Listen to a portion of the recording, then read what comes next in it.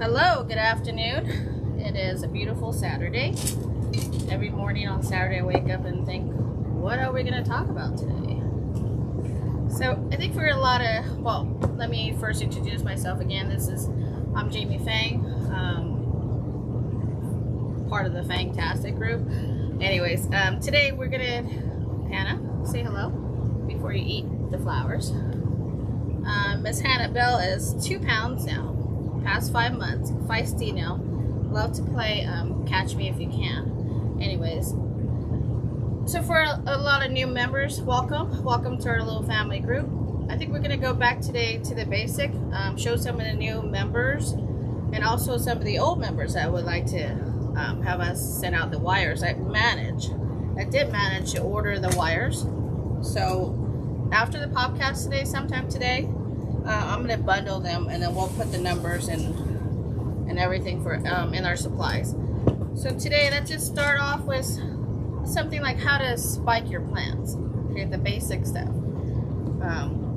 First of all, you need to have a good strong stand or base to hold your plants, because you don't want to stick the bamboo in and the plant's going to fall. And today I just grab a dendrobium varicosum, or what is it called? Whatever. Anyways, sorry, I don't have my glasses. Anyway, so this one I'm going to use bamboo instead of wire. So usually you want to have the flowering side away from you, because the bamboo should be like your clothes tag. It should be behind you on your neck. So all the spikes should be behind the flowering. So I'm going to do it sideways so you can see. Again, we don't want to just jab it. We kind of want to figure out where the root system, so I do a little twirl to make sure I'm not anything, then I'll push it in, okay? And for the new members, we have the wire that I created for the shop for my design, so we get to cut in size of what we need instead of waste a lot of wire.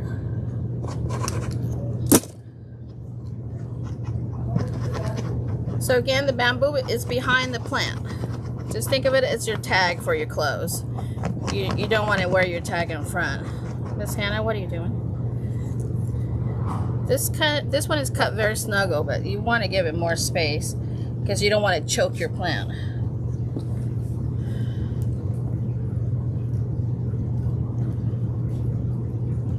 Hey guys, we have started to put our video in YouTube. We'll put a link on it for you.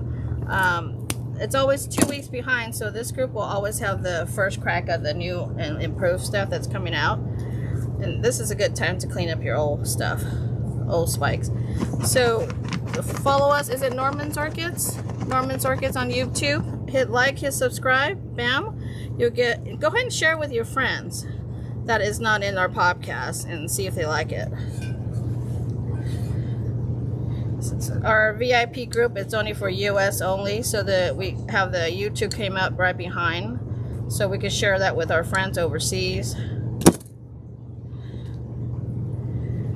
Usually I start from the bottom because you want to anchor it right, and be careful because there's more flower buds coming out. Don't try to hit it because you'll knock off the spike. Trying to do it from behind, it's kind of crazy. Here we go. Easy little twirl.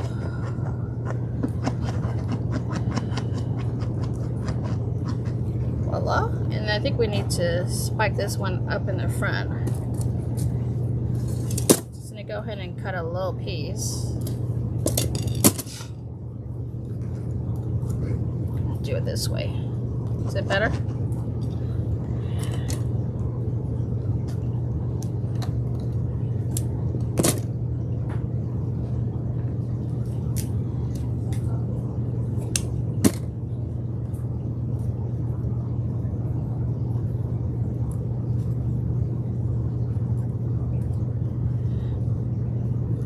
Too bad we can't have a little soft music going on. Anyway, so here we are.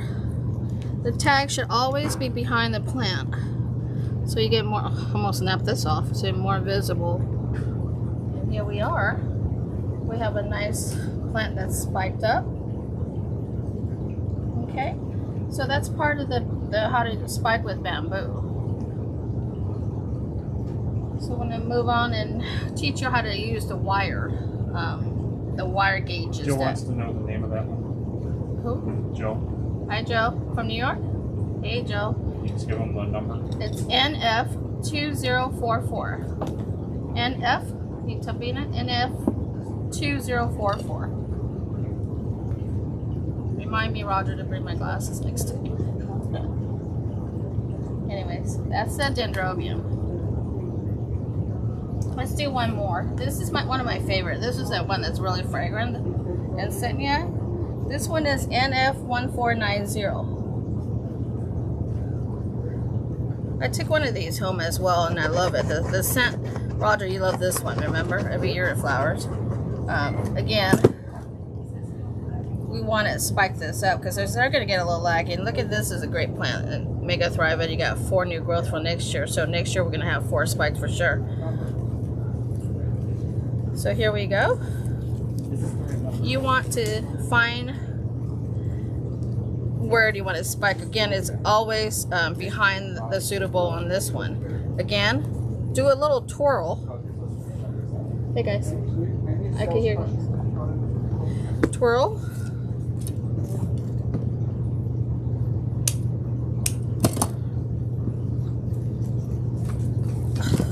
Sorry, Hannah. Let's twirl this. 1. Tied up the suitable. And then for the spike, want to give them still room to grow. So I'm doing a halfie. And do a twist like this. Can you see? Did a twist, see it has room to grow. And then you put it on the bamboo. See, that gives them a little flexibility to grow some more. And I'm not going to spike it all the way up. Let them grow. Or I could just simply cut the bamboo off. But then we just cut it right above here. Yes, it's very important you're not choking the spike. A lot of time you do it too tight, the spike will turn brown and it might break off. And there goes your spike. Let's just finish this. Again, when you spike the bamboo in, try not to just thrash it in. Do a little wiggle, figure out where the plant is. I mean the root, sorry. Miss Hannah, I think you need to go away.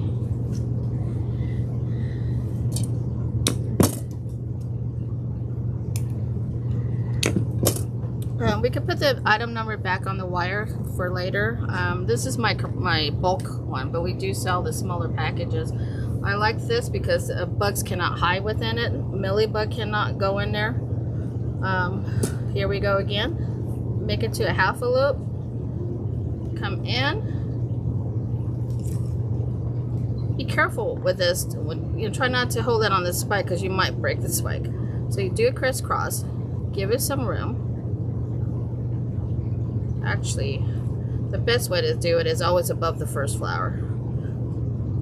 Hold it, twist it, room, and then twirl. And here we go. We have room for the growth. And we're not choking the plant.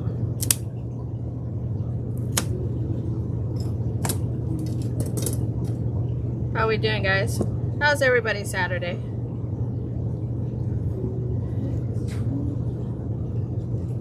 Who's online, Jeff? We have a lot. Anita just joined us. Anita? Of course, Joe is. Carol Ashworth. Hey, guys. Corey. Corey, how do you like the plant I picked for you the other day? Hey, Crystal. Brenda. Carrie. Wow. Amy. We have a lot of people online today. Awesome. I feel like the magic mirror. I can see through my magic mirror. I was here the other day, and then Karen came and says that, I need to pull a plant for Corey. I go, Corey? Are Corey from Texas or is it Austin? I go, let me have it. And pull Corey a really beautiful plant. With Hannah's help, of course. Again, this will be the last one. Do it halfy. Go in here. hold the spike, give it some room. Voila. And then we didn't break anything. Okay. I usually would not spike these until you see little buds, because when you spike it when they're too tight, the plants are still stretching. So, hey Hannah, no. Tag goes behind, again, just like your tag on your clothes. You want to go put it behind you. The best way to do this is because you squeeze the pot a little bit, that'll give you room, and the tag goes right in. That's another trick, because otherwise you'll be going, can't get it in there. Squeeze the pot, tag goes right in, there you go. So you put this back on bright light and they'll finish spiking. Susie from the Orchid Society of Greater Kansas City just joined us too. Oh, I love her. Hi, thanks for promoting us with your group. So I think today Norman is talking about bellinas and plants. I like to spike my phals because I really like to get it off the leaf. That way they could probably get more light and stretch longer. But you know me, at home I just like everything pretty, everything spikes in place. So these are the wire that I order. I know we promised this for everybody. You guys can't find this. I managed to get some boxes in. Then I'll go through and bundle. So this, we're gonna use it to spike. We could either do bamboo or wire, but I prefer wired. So this, I kind of gauge and cut. Let's do this. I don't have the right tool. Anyways, so again, you see, Roger? This is not the right tool, but I'm going to be real careful. Make a loop, your own little hook, and then bend, okay? Then you're going to go in, again, the same way you do the other one. The support sticks or wire, whatever you're working with, should be behind the stem. And this one is really short, so you got to be real gentle. You don't want to break the spike, so maybe I'll try it. No, I don't want to do it this way. Even I'm getting nervous. Hey! Special guest? My buddy? Okay, I'm just playing with this to see which is the right spot. And again, I kind of bent it a little bit to give me the spacing I wanted. Then I'm going to pull it up. Always do a little support. You don't want to use force. So I'm doing a support to help me figure out how much I could maneuver this spike. So I think this is pretty much it. I think this is a lot better than just laying on the leaf. And it'll give us more space to be airy and grow the side branches. The bellina and this type has a lot of sap. So this black spot, remember we talked about this, do not worry, it's not a disease, it's just mold from the moisture. So the sap is sticky, so when the moisture get on top of it, it became black. So if it bugs you, just use a Q-tip or tissue and wet it and then take it off. Or I usually do it with my finger. I just wet my finger with water and just take it off. All right, let's do the other spike. These wires are great. They're asking that wire is going to be available, right? Yes, I did that as promised. I'm sorry I was slow, but you know I had to get this shipped in and packed. I started to pack them in 24s, so by the end of the day or first thing in the morning, I already created a number, so I'll put it up on the web. So again, wired it in halfway. You do your own loop. Basically, you're gonna do your own loop. A good way to figure out how to cut it is the length of your pot, right? And if you do it too long, remember, this is why it's wire. You can move it. Again, we're gonna just gently lift this. You gotta remember, this spike has been there for a long time. It's pretty stiff. And make your loop to hold the spike a little bit bigger. Don't want to choke it. The same idea, we do not want to choke the spike. See, I'm gonna carefully maneuver this. And voila. What do you guys think? Now it's off the spike. Give me a little room. And it also helped me position the spike that I want. And usually I would cut this real tight, but for the sake of showing you guys, and you guys are beginning of doing this, don't worry about all of this. I just want you guys to get used to how to spike things up. Remember, you don't want to force a spike up because it's pretty brittle. So what do? It's put one finger out just gently to let you know how much we could move the spike, how much we could maneuver it. Then you put your wire. See how much room that is on the wire? You don't want to choke the spike either. I had one at home. It was a little tight. I was too lazy to get a longer one. Then my spike became cut into. I cut into my spike. It's still going, but what I'm going to do is probably cut that spike off at home because I already damaged the spike. Okay, so I think this itself is more presentable. It's prettier, and I think it's so much better. Get everything off the leaf, and we can enjoy our flower a little bit more. That's one. That's one of the technique. Miss Annabelle, how are we doing? Pretty good? So, don't forget we have our Phil Fanatic Symposium coming up on August 15th. That August 15th Saturday, we're not going to have a podcast, of course. The symposium is going to take all day from 10 o'clock to 5 o'clock. 3 speakers, and plus Eric Fang is doing the mounting. The speakers are Norman Fang, Rob Shepard, and Brenda Tam. And obviously Eric Fang for the mounting. So it's a good full day. So please join the symposium, join the society, and that way you can join us for the whole day of fun. And don't forget, we have the favorite part. We have the auction coming up. We don't know how we're going to do it. We're going to manage. A lot of us, we're going to do a dry run of auction. So some of you guys are going to be involved. That'll be fun. I'm excited. So let's do this one. Oh, well, sorry, Norman. I'll be almost done. No, Yeah, Jeff, you have put down 230. Are you overzealous today or what? Oh, did you just focus? Not yet. Next week we might go to 3. I don't know. Okay, fine. I'm sorry. You never know. Maybe one day we'll go to 3. No, thank you. 3 o'clock we have our Zoom thing. Remember our dry run. Okay, so this one. Let's move up our scale a little bit here. Skill, not scale. Sorry. It's Saturday. So this one, I'm going to try wiring it. This is a pretty good wire. Okay, so I'm going to go in here. Try not to try this at home with a small spike. Try it with your big Phal Lee that you can move.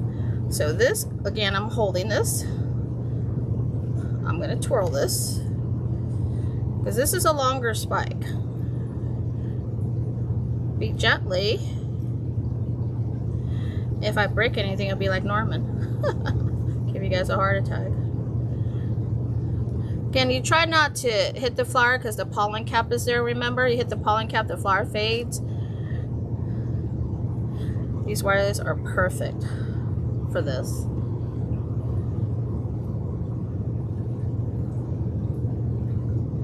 You guys see this pretty good? Okay, so now we're gonna just cut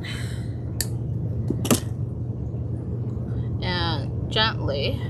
Again, the front part is pretty brittle, and here we go. We have a spike up. What do you think? Crazy, right? And these wires are reusable, so don't just throw them out. Throw them in vinegar, bleach, or whatever real quick, and we can use them again.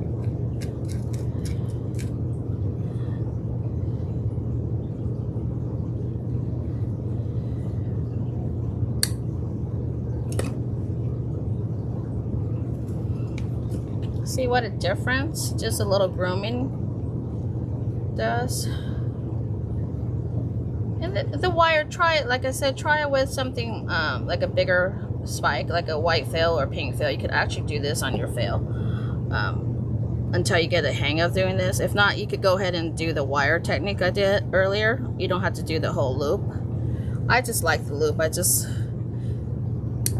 like the fact that I don't have too many bamboo. What do you think, guys? It looks pretty good, huh? They like it. Good. Yeah, I think every once in a while I want to pop back into spiking. You know, spiking it's essential. We need it for every plant that flowers. And we could try it on different kind of flowers, and then the spike will obviously be different. So I think this is great. And then the spike is actually, the wire could help us maneuver however you want the flowers to be. See? We just kind of rearrange the spike without killing it. And again, if there's anywhere you want to have the wires stay, just do the twisty, and voila. Hannah. So now we get to enjoy. Earlier was all laying down. The flower's gonna get high to be hidden by the leaves.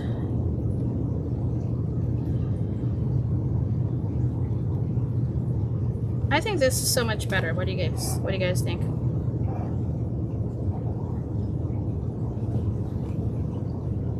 They say you make it look so easy.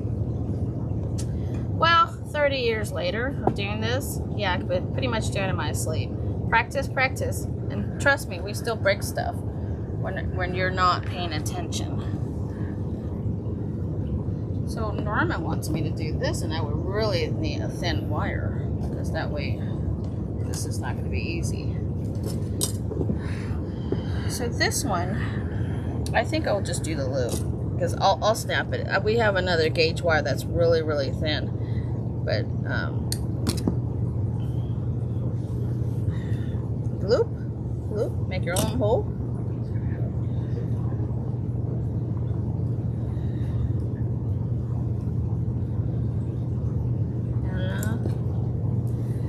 Hannah's the best dog. Well, sorry, Mr. Happy was too.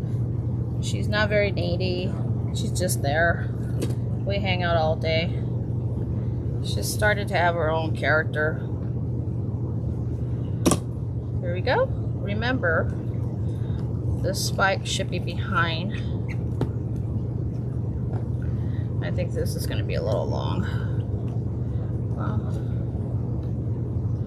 let me see. Let me change my mind. I think this will work. I was trying a new technique in spiking the other day. I was making a topiary spike, which I did for Brian. Brian, I remember I did a topiary spike for you the other day. Yeah. So let's do a topiary way. I'm forever inventing. And here's a way. Do a loop. Pull this up.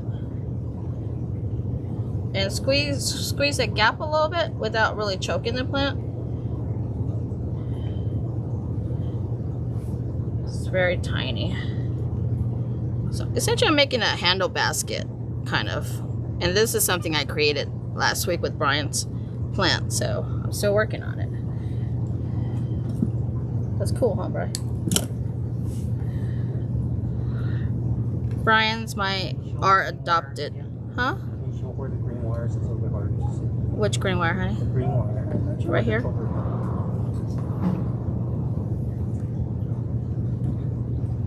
What I did was stick the wire from one end and I looped it to the other end and then put it in from edge to edge.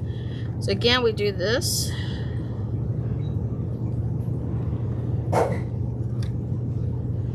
And the great thing about this wire is, if I did it long enough, here, I'll do it again. If you have this wire, essentially you don't need the smaller gauge wire. Let's tie this in. Gia's not here today. Check this out, guys. I'm inventing new ways as I go right now. I'm gonna take the old one off. She's behind you, Jim. Gia, you're gonna be posting the link today. You wanna come over? Yeah, go ahead. You can walk by. I was like, where is Gia? Thank God I didn't say anything bad about you. Love Gia. Gia comes every Saturday. Yeah, go ahead and put the link on. We're just gonna try it. She was having here we go. So again, I'm gonna do it. Pretend my twisty is my green wire. See, it's softer for a baby miniature like this. Hey, Crystal, you got miniatures going on, so try this technique. That looks hard. It is. This one's hard. I'm not gonna lie. This one is hard. Oh, there goes Hannah. It's like, Gia, you're here. Gia. See this? So this twisty became my green wire. So now you don't have to buy so many sizes of gauges. So this is my green wire that supported this. Now worked on our new topiary. And when you get it settled, you could do it however big you want. Now that just dropped it. What's the number on that one, Jamie? Everybody would like to know when you get a chance. Just focus. We're spiking, guys, not plants. I know, but that's what we're here for. We can't stand it. I know. It's like Christmas. It's a pre-show. I'm supposed to teach you guys, as well as Norman teach you guys.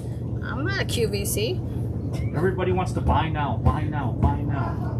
No stress. Calm. Let's learn. Let's learn how to spike, and everything will fall into place.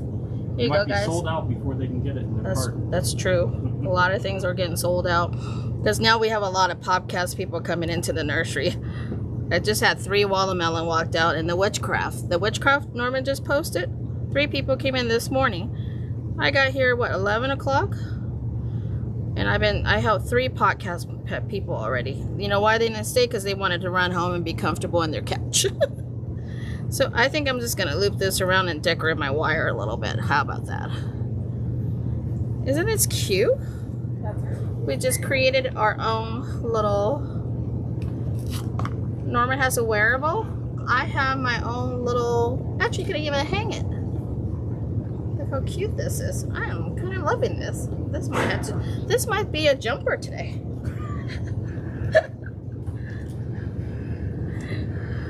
A little personal jumper. Now that I got my LED light, I'm sure you guys all saw it. I'm stoked. Jeff, your light is amazing. Like I keep saying, I don't know if I don't think Roger appreciated when I say you light up my life instead of him. I think I have lights in Jeff's car today. You do?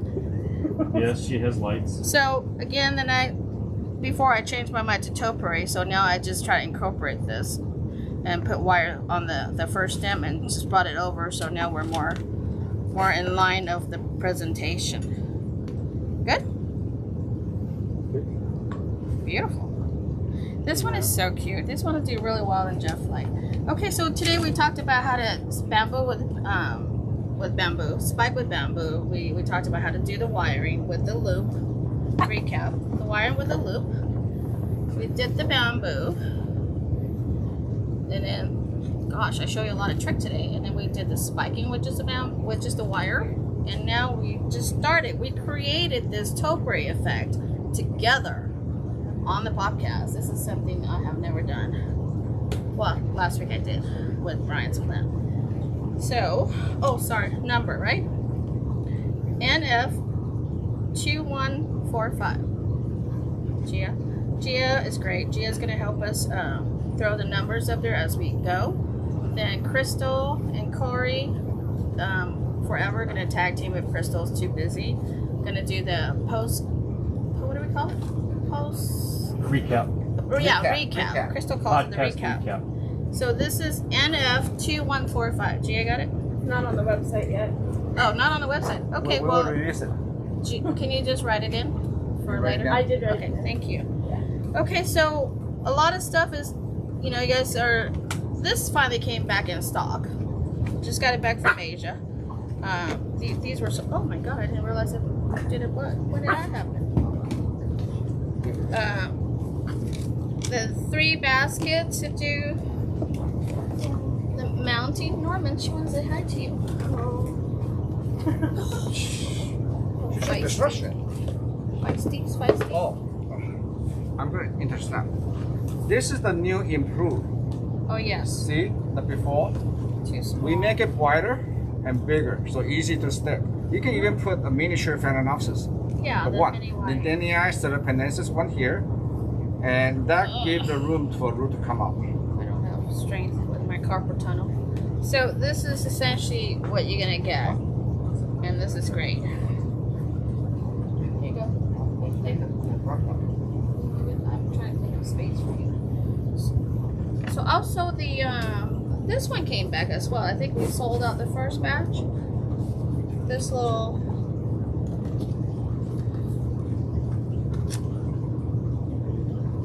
got it.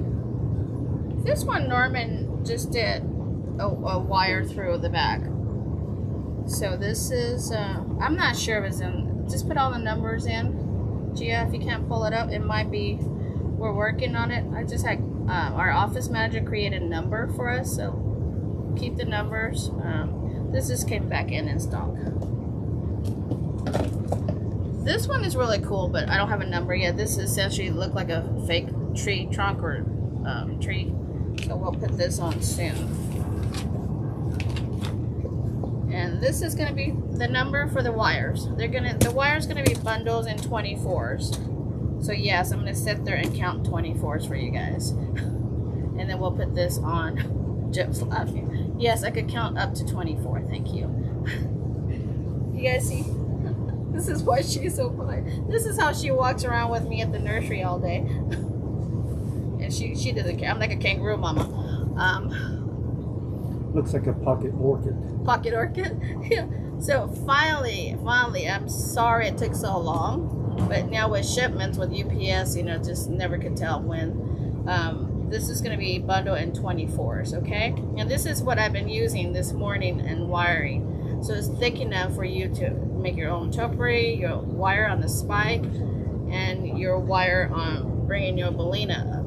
Okay, so today we show you a lot of technique and new technique we created together on how to spike. I think that's it. And now I don't have Norman's. Can we get Norman? So Jamie could go to work. And what I'm going to do is pick more jumpers. Can you show? Give me. No.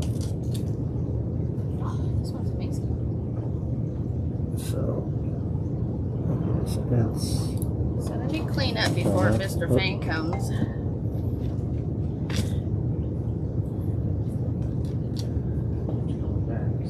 I clean up a little bit, Norman. This is yours. This is mine. Bamboo, twisty. You guys have a great Saturday. If you guys have any question, put it on comment or actually start a post, because by the end of the day the comments are like 400 to 700.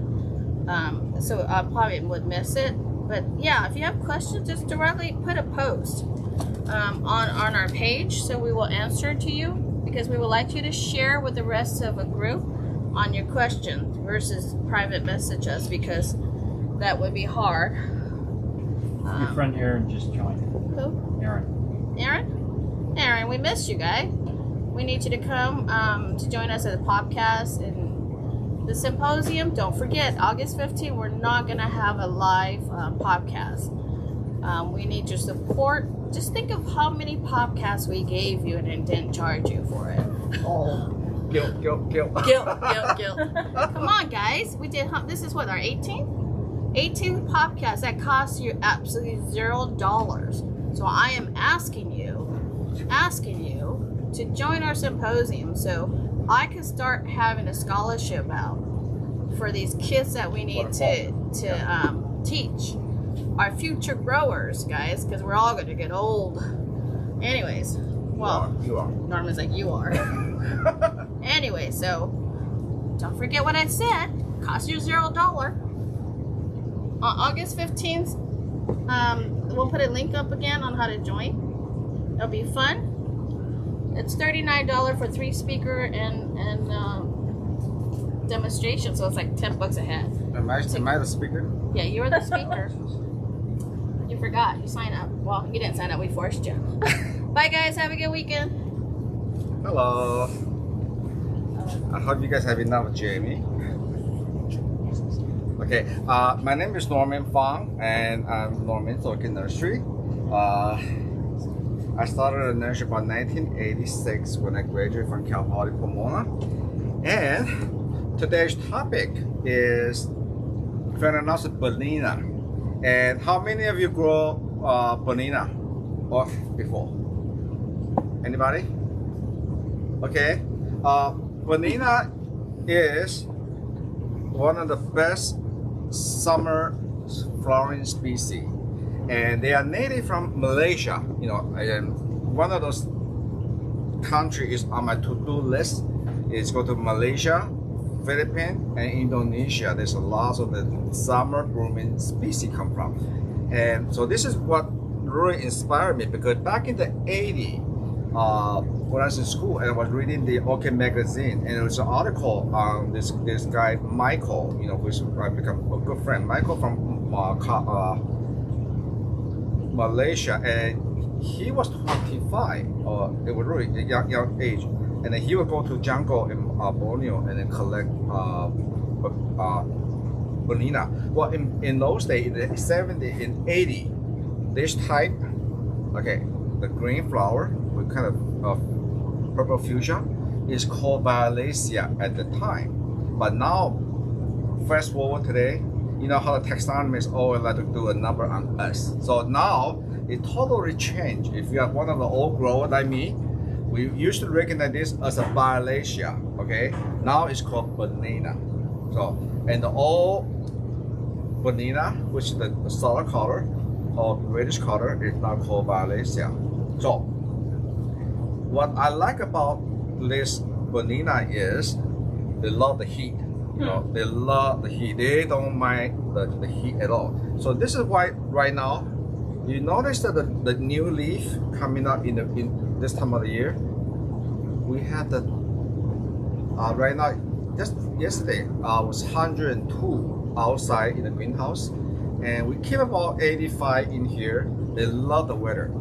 In fact, for lots of you in the East Coast in New Jersey, New York, a lot of you go orchid outdoor or more the orchid outside in the patio. They love the humidity. You know, they love the humidity. Think about it. They're from Borneo area of the Malaysia.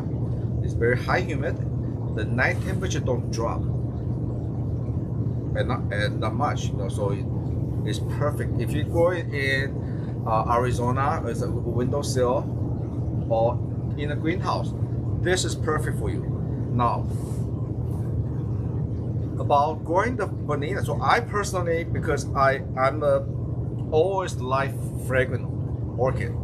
We're the first website about 10 years ago when we created orchids.com. We talked to the programmer. In each category, I got to have a button, searchable buttons for fragrant orchid. So that's how we started this. And so this is the foundation, Phalaenopsis bellina. For all the Phalaenopsis novelty we have today. Now, about growing them, again, I usually like to water. They love, by the way, you know, if you never grow this before, I would strongly suggest you grow it in the moss. The bellina itself, look at how thin the leaf. Okay, they don't have a lot of thickness. Not like some other orchid like Coniferae or the Kanani, they have suitable to store water. They're very thin, so they are unforgiving if they dry out. So one of the advantage of the moss is, you see how some of the older leaf is still retained. You see, some of the older leaf that from 5 years ago is still here. And that's because the moss keeps them moist all the time. One thing you notice on the orchid bark is sometimes if they got dry out in between the week and they got a shock of the shortage of water, what they're going to do first is they're going to drop, the bottom leaf is going to turn yellow. Now, so if you look at the leaf like this is a perfect example. The older leaf, I still have some of the leaf from 5 years ago. It's still there. Eventually, this is going to fall off like this year, but it's there to support the whole plant. So, grow it in the moss if you can. Now, if you you live in Seattle and Pacific Northwest, if your winter time is long and cold, what you can do is put it in a clay pot. You can actually physically remove the plastic pot like this, and simply just put it, slide it into the clay pot. Okay, that way the clay pot is very porous, and a lot of time, the only time I grow in a clay pot is in the moss. I don't dare to grow orchid mix, the bark mix in a clay pot because it dry out too fast. So there's one way for you to do, and I like the clay pot because it also hold the weight, so the plant don't tip over. So even if I have them in the regular, I love this see-through clear pot because the moss can, the root can do photosynthesis. Even if you have this regular pot, if you put in the clay pot itself, it will hold the weight for you. Okay. Now, on the watering, if you go in the moss, okay, versus this, okay, can I have a close-up here, please? Can you see the close-up, the color on the root? Okay, you notice that on the left-hand side is very dark. This just got watered yesterday. It's wet, so it's heavier. The one on the left-hand side is about half of the way is lighter. And the one in the moss, and if you saw some of my previous podcasts, I know a lot of new members today, the way in the moss dry out, they dry from the bottom and up.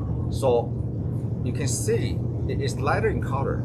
So this is actually drier, but it's still lightweight, but it's still, I don't need to water this week because if you put your finger at the bottom of the pot, right in the center, even though the outside might be look kind of whitish, dry, as long as the center of the potting media is moisture, you still can skip another week. So that means in the summertime, I usually just water every other week or once a week. It really depends on how hot your own environment or how hot the greenhouse. Because in my greenhouse right now, the fan is running for about 12 hours to 14 hours a day. So they're going to dry out a lot faster. So it's really depends. Because that's why I never like, people always like to ask, how often do you water? You cannot really give a defined answer because everybody's growing environment is different. So you have, this is why I say on your watering day, it will be Saturday morning or Sunday morning. You do, before you do any watering, you do your check. Lift it up lighter. Sometime that you do the water check once a week on the moss. So if you don't want any water, I can just, okay, step aside and wait until next week. Do you have to wait till it looks dry till the top or no? Yeah, like this one for example, it's already shown color versus the solid weight, but it still had moisture in here. Okay.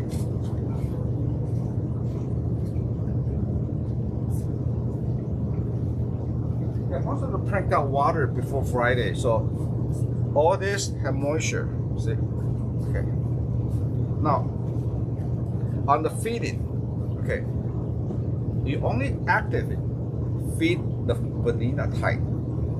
A lot of them winter time, when it's short day, long night, the bellina type phalaenopsis, even if you go in the greenhouse or under light, okay, it's temperature affect their growth cycle, okay? So they really wake up when there is warm day and warm night. So we don't usually active feeding, or in the winter time you can always do is a lot of foliar feeding, keep them happy. So I want to show you this. You notice that there's common cup blackness. Okay, this is what Jamie. This is the honeydew. Can you show honeydew here? In the summertime, you're going to see a lot of this honey behind the flower. Okay, and the blackness, the mildew is actually a fungi. It doesn't hurt orchid. The mildew is actually attract to this honey here, and honey kind of, it's evil. It's sweet. It is the honey. It's really sweet, and so I usually like to, if you have time, just stack it, not to attach to the foliage. That way the honeydew will not attach to it. Okay, so this is two-way. You see here? This is the perfect way. If you, they also put a perfect way object to mount it. If you mount it like this, will be no problem. And another way to avoid, you can actually stretch it and train. You see the difference here? Okay. When the spike is coming up, we twist it and let the flower facing the light. So they actually, the flower spike is away from the leaf. So you don't have this mildew pollen on the foliage. So it's two ways of growing them. Okay. This way is more traditional. This is the way you would do when you mount it on the cork. Okay. So this is actually how they found in the wild. And the nice thing about bellina is the sequential flower. It keeps blooming. Every spike will be there for about at least 5 years. Okay. And then if you go as a pot plant, I like to suggest when the spike is coming up, kind of toward the light. So you train the flower spike away from the foliage. That way, you don't have the mildew problem that got dirty on the foliage. Okay, so it's up to you.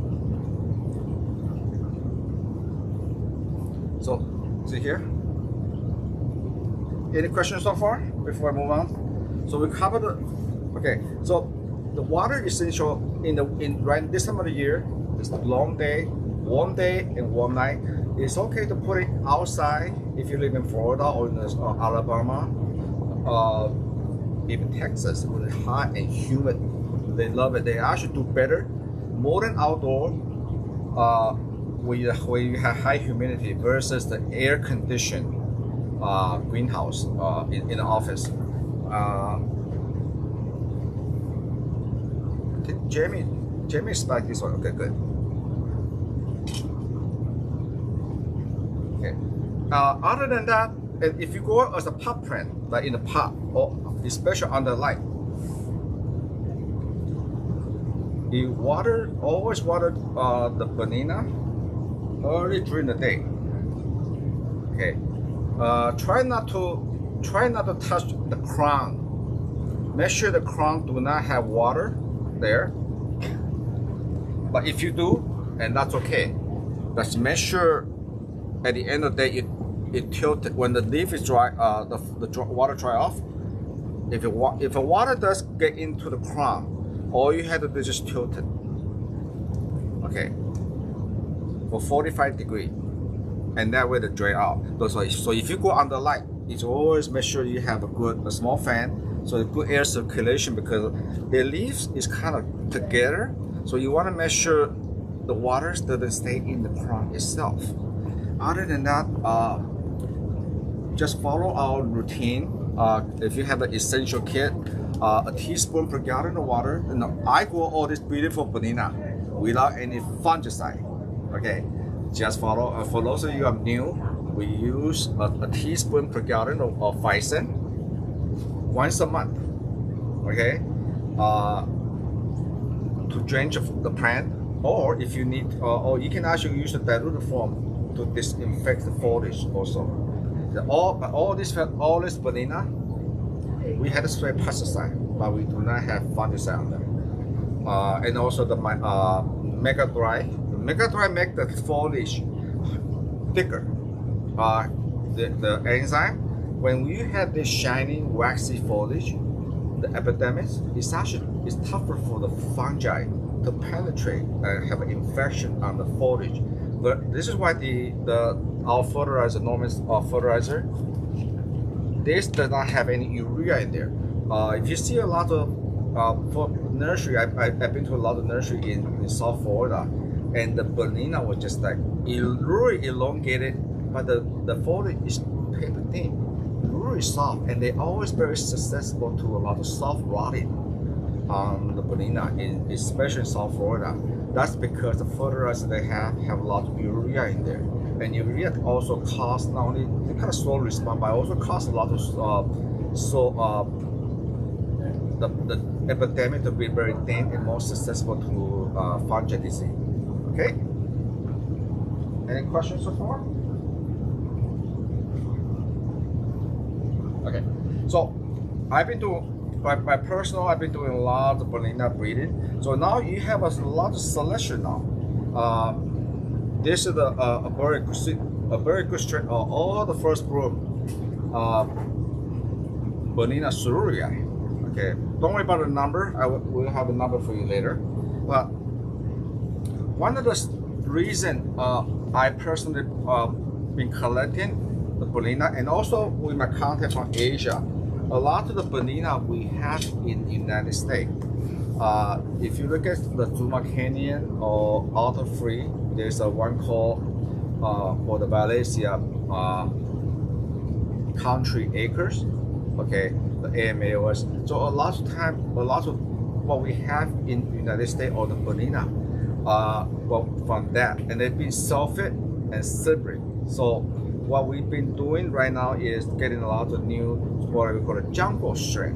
Okay, we will show you some apart and tail. We're getting the pollen from our content in Malaysia and from Asia to reintroduce, to bring in the jungle strain back to the so-called improved, the perfect brown big bellina for AOA judging.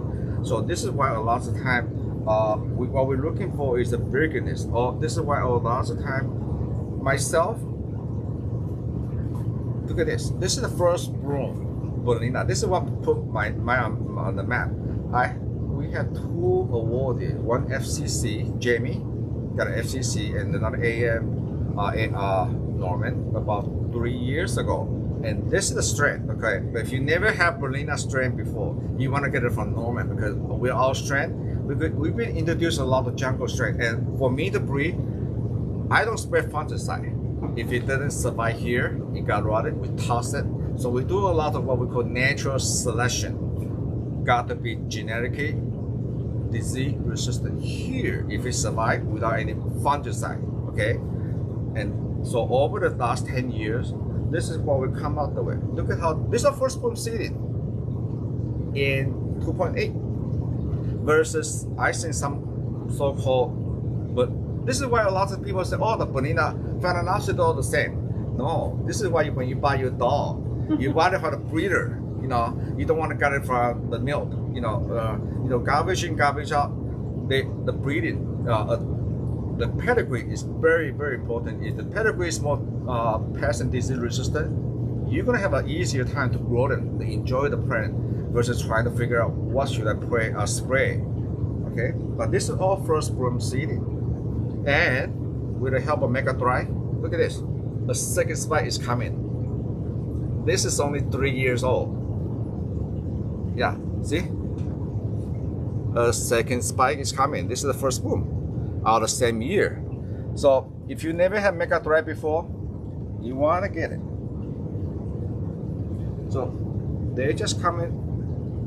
You never cut out the spike because the spike is continue. Okay, and look at the root system with a combination of the Norman's Ultimate Orchid Full and the Mega Dry. Okay, so you have a lot of choices. Look at this, bellina. This is a bellina, Alba's type. Okay, and one thing about what I like about my fertilizer when I formulate, this is the third improvement. I also added vitamin B1 in there. So vitamin, every time you feed them, there's a vitamin B1. So it's all about the root in any orchid that you grow. Without a root, they cannot absorb anything. Okay. So there's if you're in South Florida or in area, I like to grow a lot of mountain one, but my greenhouse in California, I'm drier, so I tend to prefer to grow them in the pot. But if you're in Florida or in the you can do your orchid outdoor year round. My favorite way, there's a picture of the bellina in the wall. You can put it on the cork, you can put it on the osmanda fiber. It's a natural way of mounting it. So one of this week we're gonna do, maybe we should have Eric do a mounted bellina at the symposium. I love growing them, but mounting them is wonderful. And I think in the long run for bellina is the best way because the water never stay on the foliage, and the way that they present themselves, all the light exposure and the air under the foliage is good. So in the greenhouse, we want to, that's why, right, can you look at the light? In the greenhouse, we have the fan 24 hours. So it's all about this, the air, the airflow is very important in the greenhouse, whether in the house too. Even when you have a patio, out at the patio outside, put a fan, because in South Florida, it's really hot to be outside with high humidity. If you have a fan running, you're gonna cool off the leaf temperature about minimum 10 to 15 degrees cooler for the plant. When the plant are less stressed, they are more successful, they are more tolerant of pest and disease. Okay. So other than that, they're pretty much the mini bottom about them. Sometimes you have hard scale. We don't have that problem here. But basically with the bellina, enjoy the leaf, but every time when you see bellina or when we receive it, we always check under the foliage to make sure there's nothing underneath here. Because they're so thin, another most insect that will bother them is the mite and drip. The mite thrive on dry climate. So they usually, you never see them, they usually hide underneath here. So one way to counter mite is when Brian comes to help me, the first thing he do is turn on the mister. That right now increase the humidity. Mites do not like high humidity.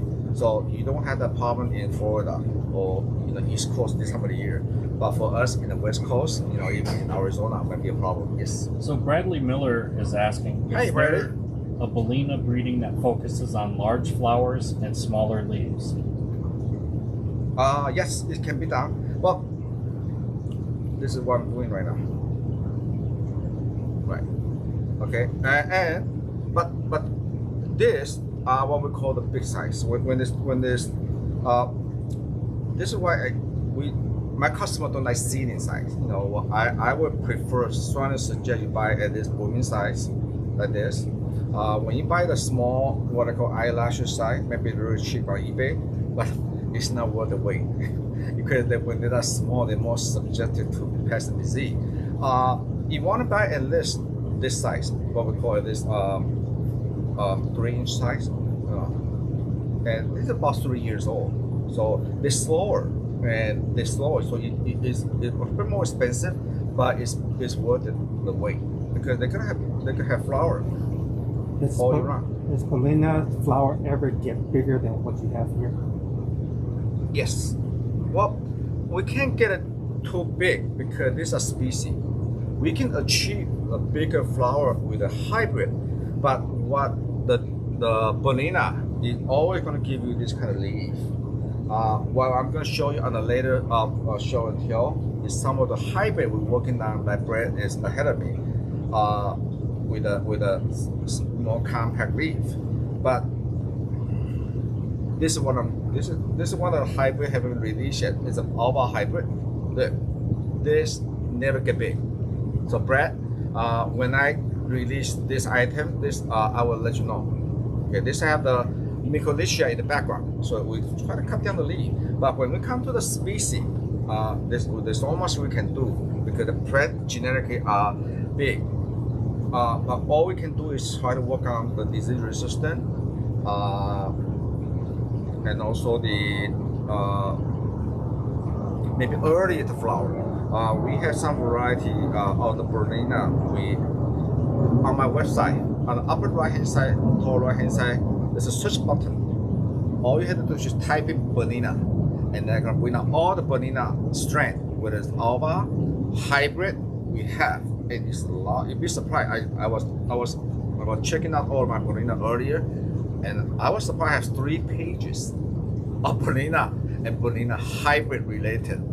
some order even with tetrapods and so on. So it's fun. It's really fun. So there's something for everybody. And you can smell them when you walk in the back now. Yes, and in fact, when you open the box, you can even smell the bellina. So if you want to get bellina, right now is the time, because this is the season right now.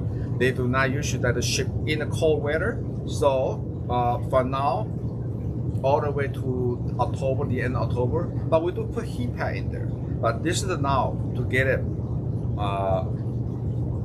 from the middle of the summer. There's really not much flower fragrant, not even Camellia, So this is why you want to, that like my previous podcast, you don't want to buy all orchid at once. Buy it different, every other week or every other month or once a month only. That way you can get different seasons. So this is the bellina. Every August is my favorite, even though it's hot outdoor in Southern California. It's hot everywhere, but bellina is really gonna reward you. Okay. They want to know why they're so shiny. Is that the Mega Thrive? Because they're happy. They're happy. This is what it's supposed to look like. I did not polish them. That I said before, the plant cannot talk to us, but when they're happy, they show it to you. The older leaf might have the fertilizer deposit on it, but when this time of year in August, if your new leaf is not shining, you are not feeding the right fertilizer, or then check the root area. Maybe the root is not happy. Okay, but if you haven't tried my fertilizer, get this. We package this because people always want to know what's my trade secret, and now I share with you on this guy. That's it on the bellina. Oh.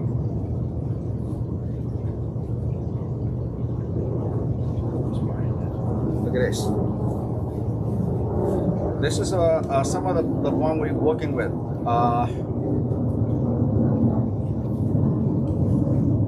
You see the difference in foliage? Yeah, this is actually we're going to release later on. This is one of our bellinas, Sururia. This one, a Sururia, and as a pup parent, but the pollen parent is the jungle form. So what I have noticed on this strand is this is 3.5 years old. This is 4 years. 1 year different. You see the figures? The pollen parent is from the jungle strand.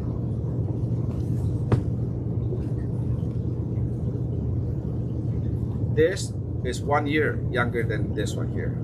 You see why we need to go back to jungle, get the jungle strain, because a lot of time when we in America we keep inbreeding. You get a lot of big flower, but the leaf is huge, but I only have one flower at a time. But this is what fun about a breeder.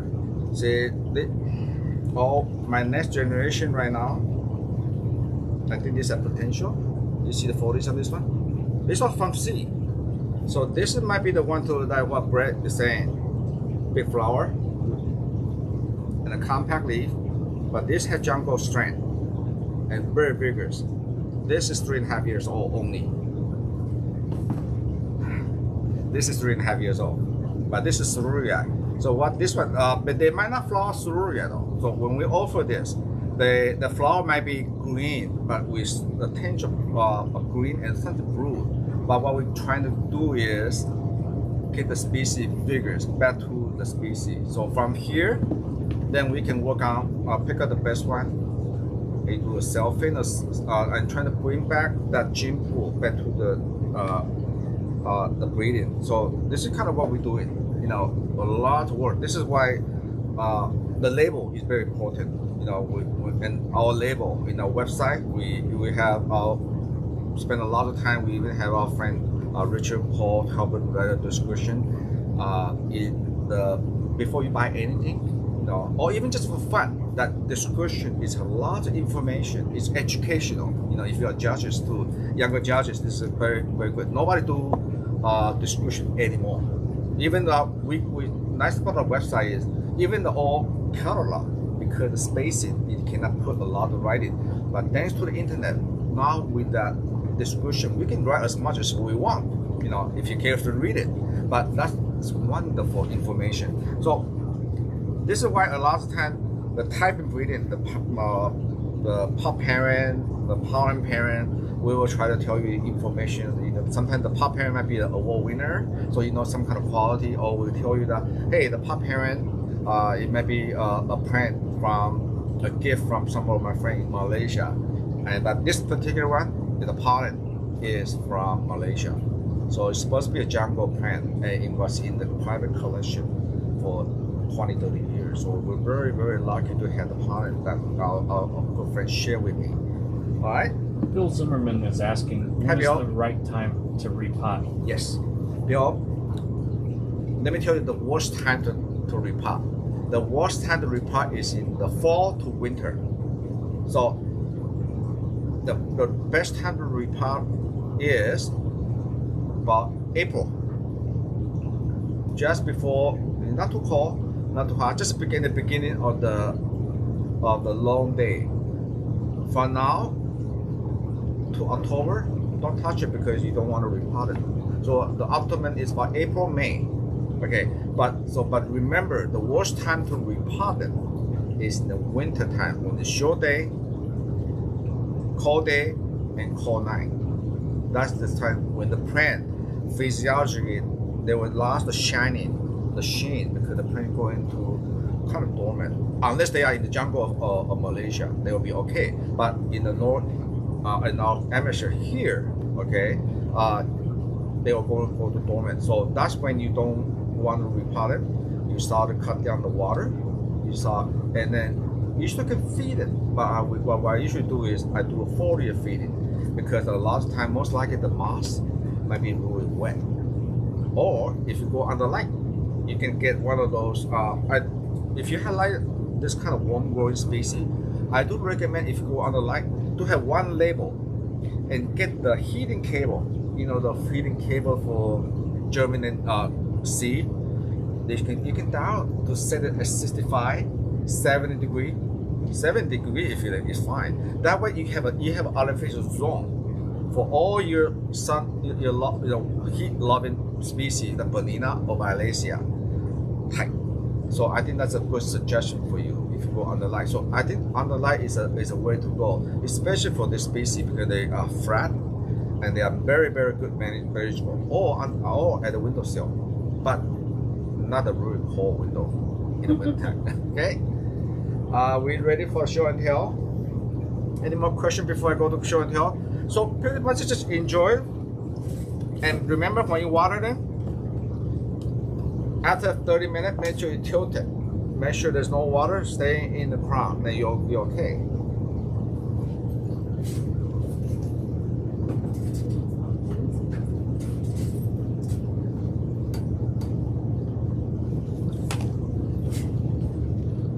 Well, for the new member, this is the item number for the essential kit. Okay, the essential kit had the 5 cent, megathorite, the fertilizer. Okay.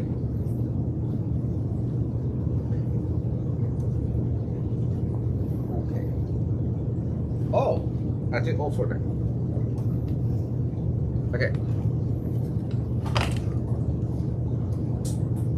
This is okay. This is my, remember that my line breeding bellina Sturia NF1566 is actually this number. Look how consistent they are. Okay, this item number, and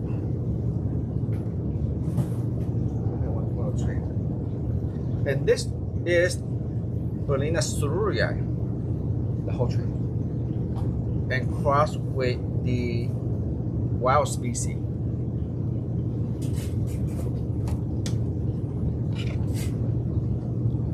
Okay, so here. Okay, so when you order this, you can tell me that if for bread, you probably want to say, get the smaller leaves as possible. But this is actually using this one here is using the bellina sururia as a pup parent, and then using the wild bellina as a pollen parent. So this is actually very good, very impressive. What I noticed that is, have you ever seen bellina have branching habit? You see the side branching here? Okay, and even another slide coming up.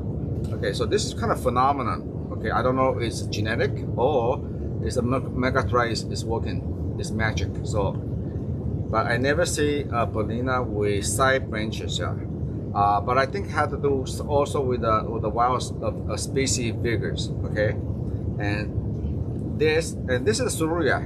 Okay, NF1566. There are two sizes. So Brian, next time when we do this, we do it lower so they can see the number. So, but then I don't have tilted. Okay. All right. So again.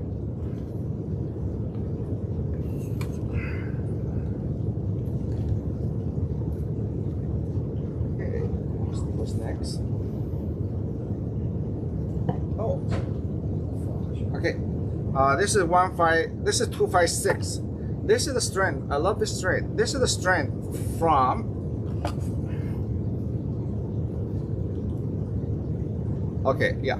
This is another strand, but using one of the wild one. This is what we call the traditional, the Borneo type bellina. And if you never have traditional Borneo before, I would recommend this one because 256 in one generation back, one of the parents is the jungle strain. So it had the jungle vigors.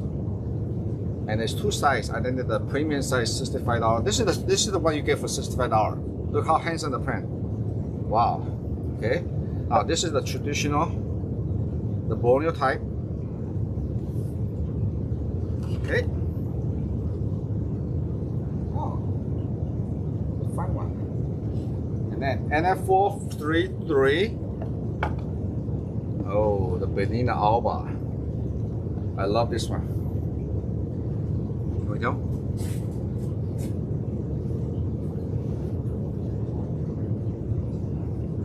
This is the alba is very rare. Bellina alba is quite rare, but we did a good job of breeding them. Look, this is the first bloom, by the way, with two flowers, and you notice the two flowers are holding at the same time. So this is a lot of potential on the. I will love, but there's not too many. Make sure if you like alba and the 433. Don't wait. Okay. Are we done with the species? Okay, now. Okay. I think we showed this last week. This is Princess Kanani. NF2546. So this is using the alba of bellina and cross with Embryonians bellina. So 2546 right here.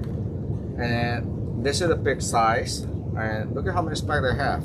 You never cut off the spike. And it's just on and on and on. And this is perfect for under light, right? Jeff, for your lighting, about how many inches? For that, 14. 14 inches Above the leaves, yeah. Okay, Above the leaves. well, perfect. Everybody have room for this. Okay. Next. Ooh. And Brian gonna show us. Oh. Now, this is summer candy. I love summer candy. Summer candy is a complex bellina hybrid. So these have bellina, Violacea, Embryoniensis, and Venosa. So if you like summer heart shape, they can be ranging from orange, reddish, peach color, but it's really fun. They got a wonderful name too. It's always flower. This one's early. The spiking season started as early as April. is when it starts spiking. So for me here, but in Florida, even earlier. So if you like to have fragrant, and what I like about the summer candy, the size is very manageable because it has the a venosa in the background, so it doesn't get very big, and the leaf, the flower spike never get too tall. So summer candy, if you like fragrance. Carrie's asking when are you going to have Keiki paste back? Keiki paste is out of season until maybe next spring. Yeah, we don't. One of the ingredient is out of order because the pandemic. I think they. All right. And this one here, the reason I showed this, I think Richard Hall also got one. This is Nabi's Green Eagle. So I have a lot of green, bellina and Valencia, and cross with Valencia Sururia. One of the parent is the Sururia. So the fun thing about this hybrid, you see here, it's compact, because it has Sururia background, so it really enhances the marking and the color on this hybrid. And so this is NF997. We are almost sold out, maybe about less than 50. This is a proven hybrid. A lot of you have it. For those are new, if you like a hybrid, because the hybrids are cheaper than the bellina itself. This is a fun one to have. It's up. It's live.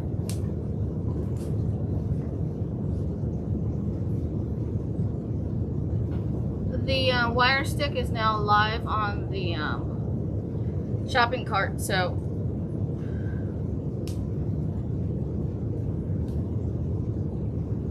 The number is A000173. So I fulfill my request after 3 weeks. I'm so sorry. So we're good to go. Okay. Okay, I promise this is the last Valencia bellina type. Okay, this is the 2452. And some of you have ordered this, the bellina. This is actually the new color, bellina pink. And it's really, really rare. And guess what? Can you do a close up? Okay, they like heat. Some of you say when we flower and did not have a pink. The 50% might be white, some of them might be pink. But this is one of the one I just opened. You see here? You see the pink coming through? So don't give up. Look at the pink in the center. This is bellina pink. What I noticed on the bellina pink is the bellina pink itself is a smaller plant than other bellina. See, this is the same age. This is bellina Sururia. This is bellina pink. You notice the leaf structure. The leaf structure are thinner, more compact. So I'm very excited because my nursery is the first one to have bellina pink in the United States. And this is the stage we sell in. Okay, 3.5 years old out of flask. Okay, they never get that big as a regular Borneo type. But look at this flower spike. They are young. Okay, so this is gonna be a jewel for your underlight or windowsill. And the good percentage, about 50% or more, will be a pink coming through. Okay, so even if it doesn't come out the pink, you still have a nice alba. We half of the size as the regular alba. All right, so it's NF2542. All right, Ryan. Oh, great.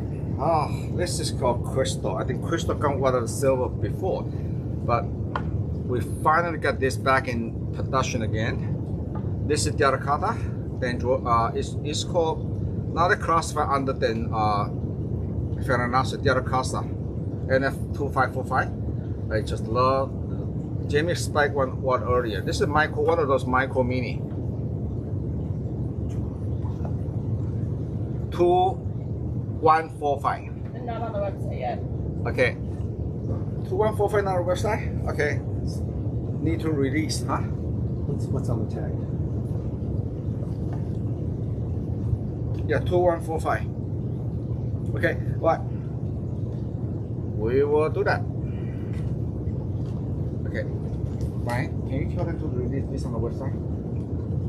Alright. So anyway, it's one of those micro mini and beautiful handsome. But the one thing interesting is the leaf as they get older, they were gonna have a weighted, almost a knife structure. Not on the young leaf. The leaf matured. Don't be surprised if they get this wedging. That's genetic. Okay?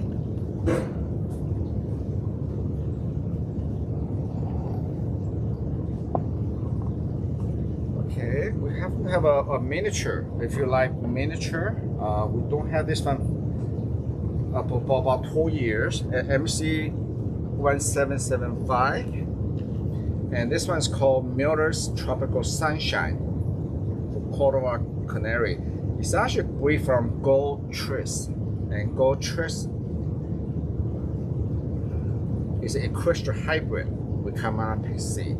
So this is a wonderful, wonderful monochrome, and they all, I think on spatial, they all have 2 spikes on them. Okay.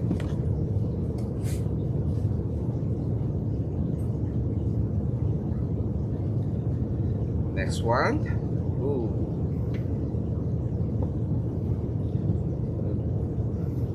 We sold out 3 months ago. We're lucky to have him back again. This is the Ox Madonna. It's a wonderful miniature harlequin. Okay, very consistent,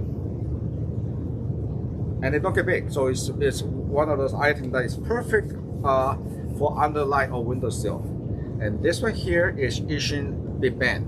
Now this is interesting because this was not a very stable mutation. So we have to flower every single one of them. Only about 50% will be have this Piketty mutation like this. But this is breed from Golden Piocher with, and the flowers can last on them for about 3 months or more.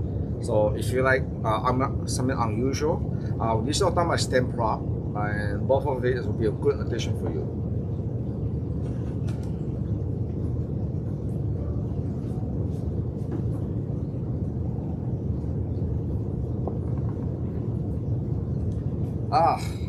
Got something for carrier.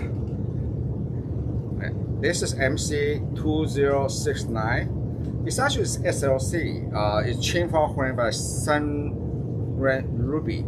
So for red, imagine this. About 3 generations, 4 generations back, this one actually has Sophonitis cassinia, which is a cool grower. So for many years, the red is considered miniature red is considered not heat tolerance, but through the breeding, this has actually been done overseas.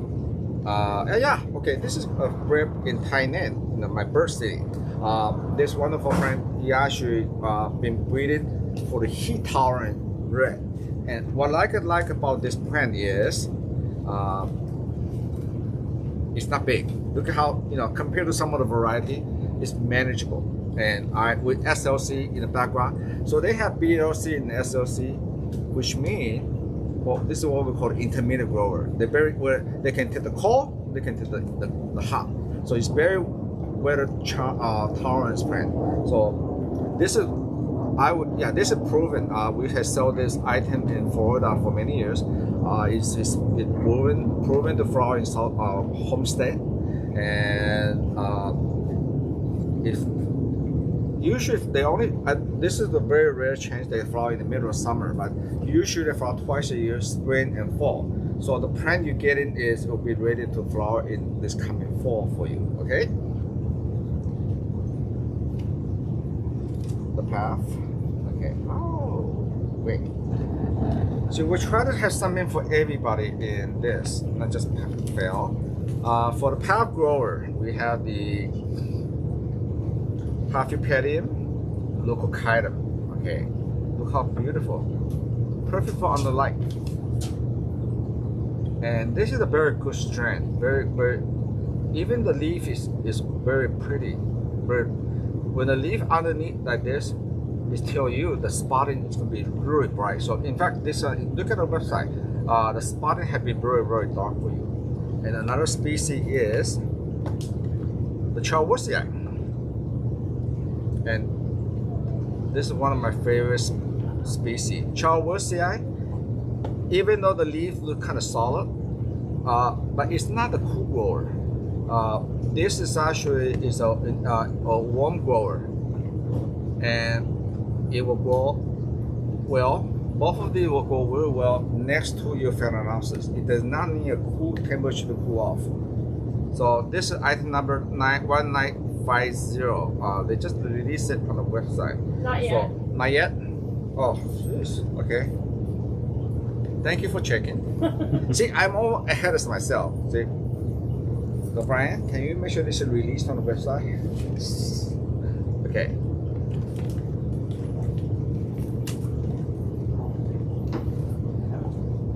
And the last but not the least, okay.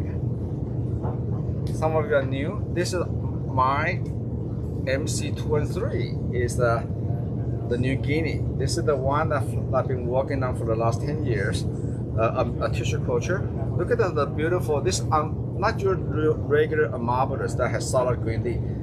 This is from New Guinea and have the flower fragrance for 24 hours. And the jasmine fragrance. So if you don't have this one yet, if you have one, I'm glad you have it. We have two sizes, the blooming size and also the mature size available. So that's it for today. Is our podcast, and I thank you for joining me this week. Okay, and so remember to sign up for the symposium because starting tomorrow, I'm going to work on my new talk just specific for the symposium. It's on the Phalaenopsis tetrapteris. Yesterday, today, and tomorrow. It's a fascinating species. It's so new that I think it's the new generation for the Phalaenopsis. So sign up for the symposium. All right. I see you next week. That's a wrap. Thank you for joining.